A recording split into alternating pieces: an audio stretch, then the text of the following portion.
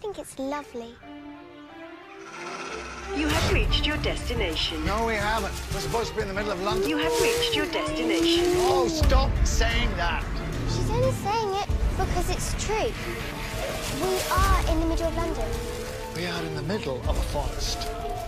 Come on, team, let's do this. We will, if you stop calling us a team. Hi everyone, TARDIS Guy 123 here, and today I'm going to be reviewing the 10th episode of Series 8, and that is In the Forest of the Night by Frank Cortal Boyce, I think is how you pronounce his name. So, yeah, it has obviously been like a couple of days since Death in Heaven, the finale, aired, and I'm a bit late with this review, I'm afraid. But anyway, let's just jump right into it. It's going to be a little difficult to talk about the Missy scene at the end, now that I know all about her and whatnot. But anyway, the story itself, I think, is a rather poor one, I'm afraid. It's not as bad as Time Heist was, which is my least favourite series overall at the moment. But, you know, this story is probably is quite low down on the list, I'm afraid. It's not incredible by any means. I think where it lacks is in a plot and in a decent scientific explanation for what's going on. It's mainly just them running about in a forest, trying to get answers which end up being useless anyway. It did have a nice scene between the Doctor and Clara, where they're talking about kind of like how the Doctor should leave Earth and whatnot, and she doesn't want to be the last of her kind. That was a very strong scene. I really did enjoy that scene a lot. It was probably the best part of the episode. The child actors were very good in this episode, I think. You know, there's been quite a few who've got a lot of stick in recent times, but the ones here are great. And like Courtney, who was played by Ellis George, they are very well done. And you know, there's only 4 main ones, and they don't really get. Only one of them really gets much chance to do that much, and that's Maeve, who was a very enjoyable character as well. And I like her interaction with the 12th Doctor at the start and everything. It's all very nicely done.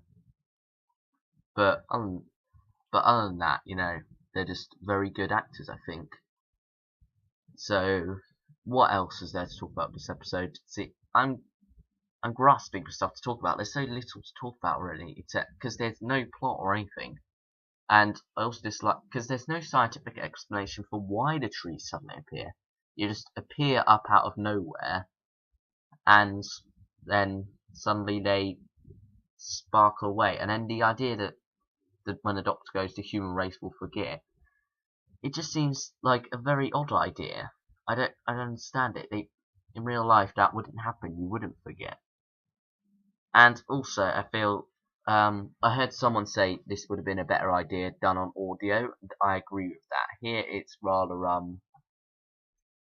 hard to believe that this is actually London. You kind of like got random London landmarks dotted around.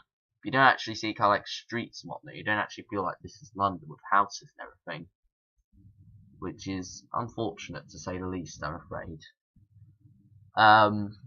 But yeah, I guess that's all I have to say on that part of it. Capaldi is great. It's nice to have a proper episode with Danny Pink for once, because we haven't had one of them since The Caretaker, and you know, he's been appearing a little bit in stories like Kill the Moon, Mummy on Your Express, and Flatline. It's mainly been the Doctor and Clara, so it's nice to have Danny here.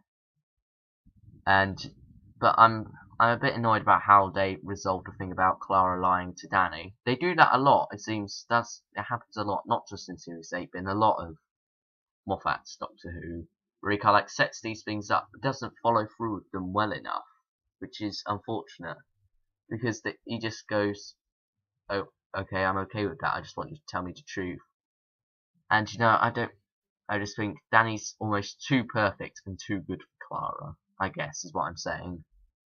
You know, he just feels, it doesn't feel right, it doesn't feel real, I guess, which is unfortunate, but nevertheless, the episode itself, you know, it's it's beautiful. I'll say that much. It's got a very beautiful idea behind it, and kind of like, I think that's mainly down to the character of Maeve, who is very, very good in this.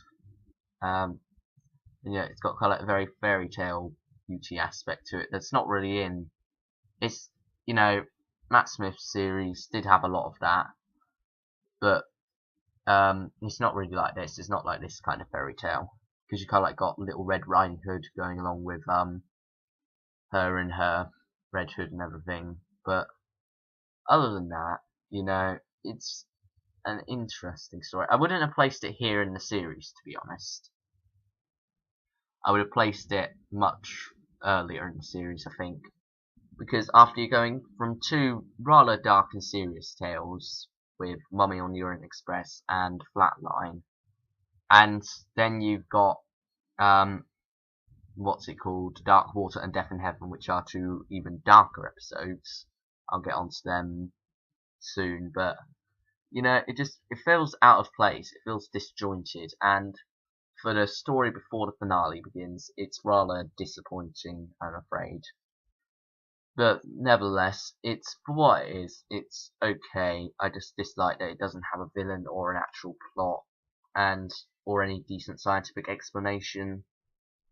5 out of 10, I think, is fair for this story.